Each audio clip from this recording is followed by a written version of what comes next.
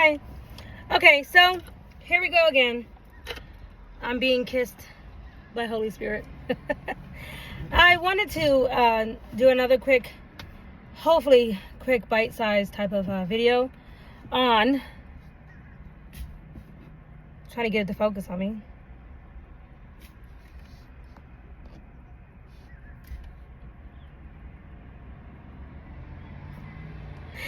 Anyway, trying to do a quick video again on more about abandonment issues. I just want to continue to read information so that hopefully you guys are able to think about this and ponder some of this information, and maybe you can start to uncover some truths about yourself or maybe those that you deal with.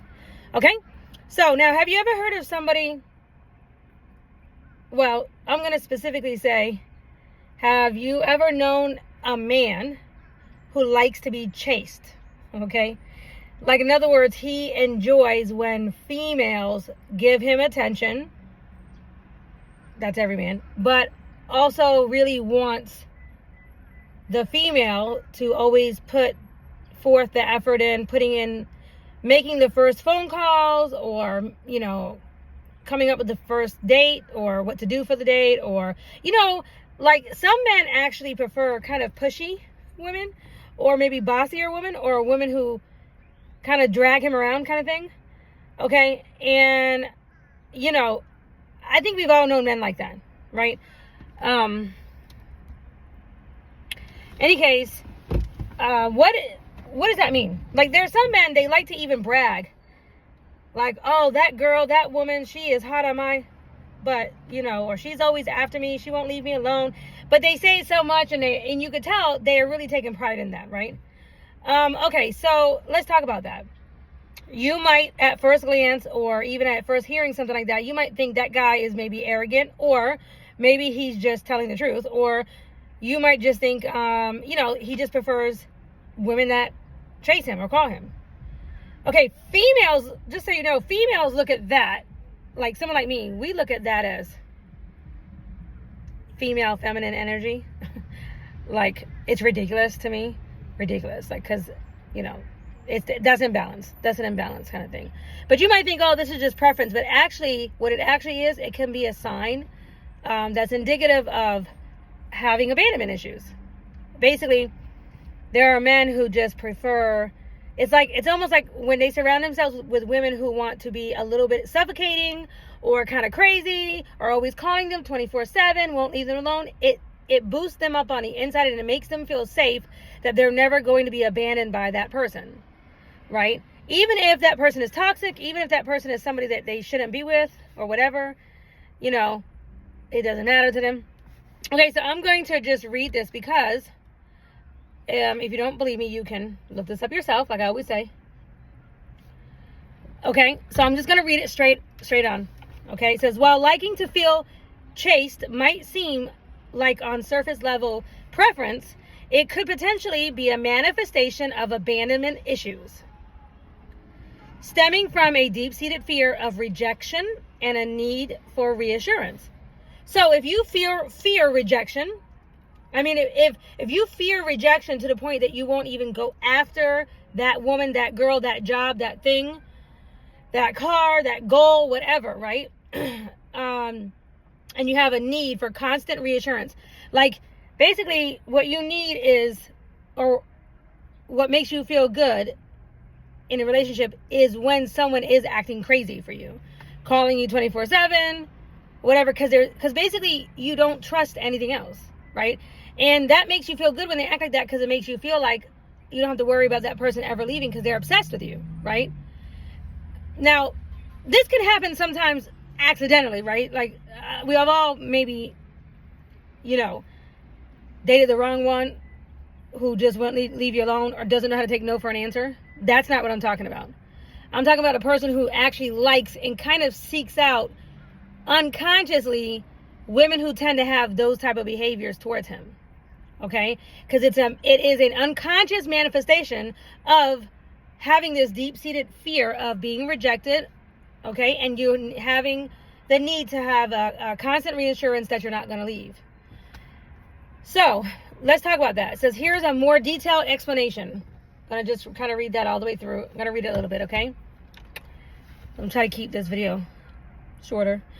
Underlying fear of abandonment. People with abandonment issues often have a strong fear of being left or rejected, which can lead to behaviors that seem counterintuitive, like seeking attention or validation, even when it feels like chasing. Okay? So, let's see. It says, seeking reassurance. The desire to feel chased might be a subconscious attempt to gain reassurance and validation that someone is interested in them and won't leave. Okay, so now, those two that I just read. People with abandonment issues often have a strong fear of being left or rejected, which can lead to behaviors that seem counterintuitive. So, for example, okay, it's kind of like, I knew somebody who I dated for a little while, and, you know, his ex didn't want him or anything to do with him. You know, in fact, she preferred women. But then all of a sudden when she found out about me and that he was moving on, she got crazy and wanted him back and acted like she loved him, right? That was counterintuitive when she actually prefers women. And she didn't want him before, right? So the actions were counterintuitive to what she actually was projecting as far as really preferring women and didn't even really want him, and they were toxic, right? But the fact is when two people have, in a relationship, when two people have a fear of abandonment, it can show up and manifest in different ways, and you guys can both feed each other's fear. She had a fear of rejection and abandonment and feeling like she wasn't his number one, even though they had already passed that point a couple years earlier. It was like, oh no, this girl here looks better or is prettier or might be better or whatever. And so there's a fear of being rejected, right? When, of course, you know, you can't compare apples and oranges. You can't compare people to people at all, right? It's just, life don't work like that. Love doesn't work like that, right? But in any case, his fear of also being abandoned as well, you know, initially is what even attracted him to that type of a person. And then she got crazy and acted, you know, calling him all the time and, you know, was acting like she wants him back and all this stuff. When really, in reality, it was really just, it was actually more control anyway. But it was the fear of being rejected or not, like, being chosen or whatever. And he fed into that, and he loved that chase. He liked being chased by women, or what appeared to be chased by women. This this ex I knew, he watched a popular podcaster here on YouTube. I can't stand him. He's obnoxious, and he curses way too much. Drives me crazy. He does have some good information sometimes, and sometimes he says some good things. But his slogan, which I don't like, which is why I can't stand this guy, is pose and get chose. Something like that. Pose to get chose, or chosen. I don't know. It's ridiculous for me. To me, it's ridiculous from the minute I heard it. The first time I ever heard it, I was like, a man came up with that? Pose and get chose? What man poses like a peacock or something? Like, I mean, not like showing off like that. I mean, like, just what woman wants a man that's going to sit back and pose so he can get chose? No, that's too feminine. I didn't like that at all. And I remember saying that, like, that guy, it was obnoxious. He drove me bananas. I didn't like hearing from him at all. But anyway, his whole mentality of, like, I don't have to do anything. I'm the prize. I'm going to just sit here and pose. I just wanted to sometimes throw some testosterone up his butt and just be like, come on already. Like, why are you making men and females out here? The men are not, you know, the prize. They're not the gift.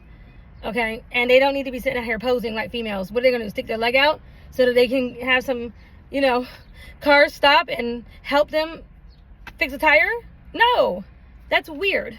That's just weird. I'm sorry. It's weird. And I don't care who on here watches that guy. Because it's not like his information is all bad. It's just, I don't like his slogan. I don't like his slogan. And I really don't like his style either. He's just too loud and mouthy. But anyway, it kind of is because he is not my opposite. I am attracted to my opposite. I tend to be attracted to more quietly confident type of men. Anyway, I never forgot that because I was always saying that to him. Like, that's kind of like, I don't like that. That's feminine. I wouldn't be buying hats and t-shirts that says pose and get chose unless I was a female, you know, that had just got my boobs done or something, and I'm over here like posing to get chose. Anyway, the point is that when you have an underlying fear of abandonment, and especially two people, it can show up in different ways in a relationship, but you can feed each other's crazy.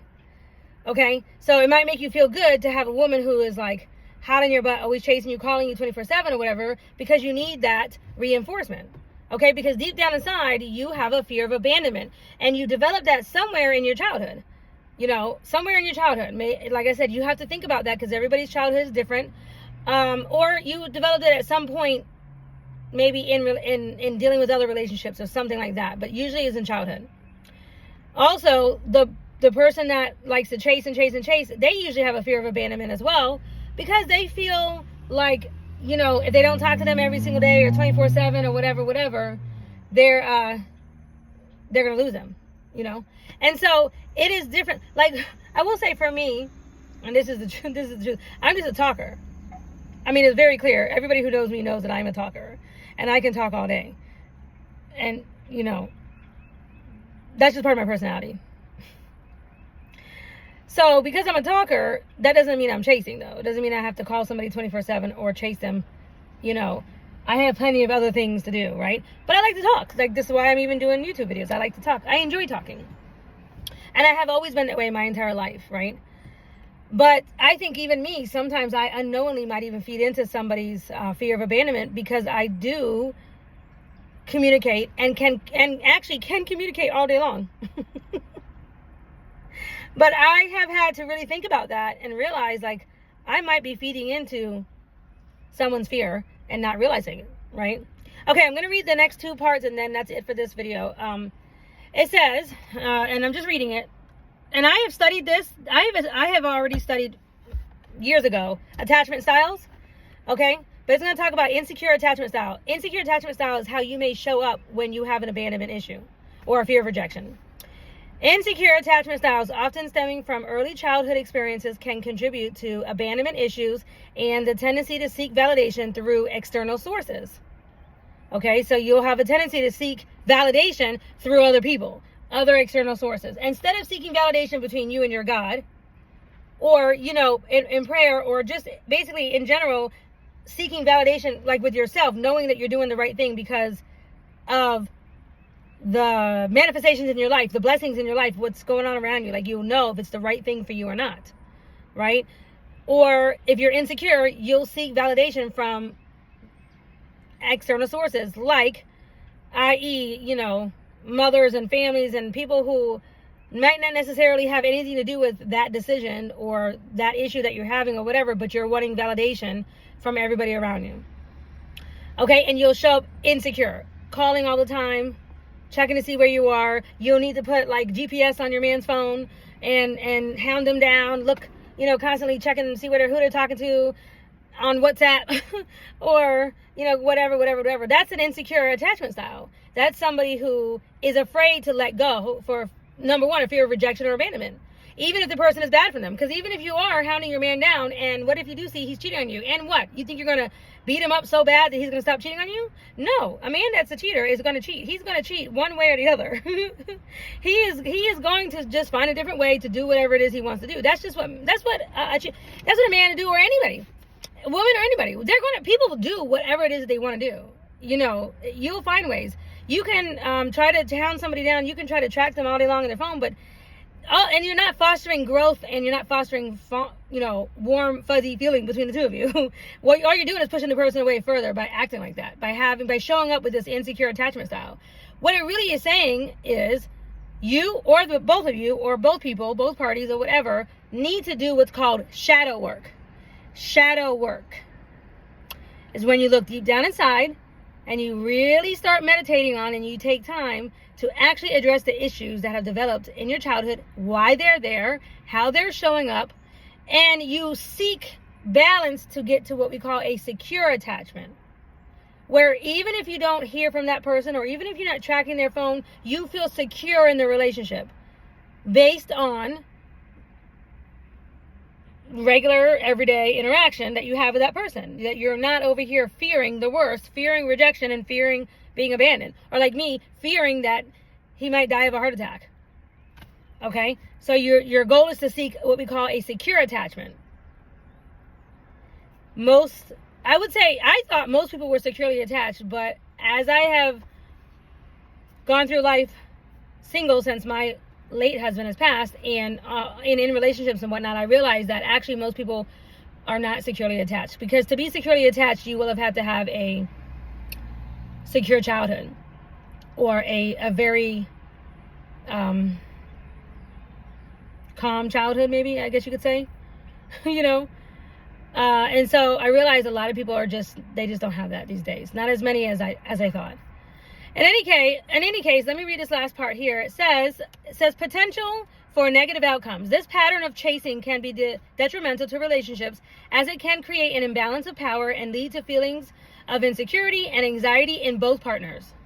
Okay? Recognizing the pattern. If you find yourself repeatedly engaging in behaviors that feel like chasing or seeking constant reassurance, it's important to explore the underlying reasons and consider seeking professional help to address any potential abandonment issues. Okay, so that's all for this video. I was trying to keep it to 15 minutes, so bye.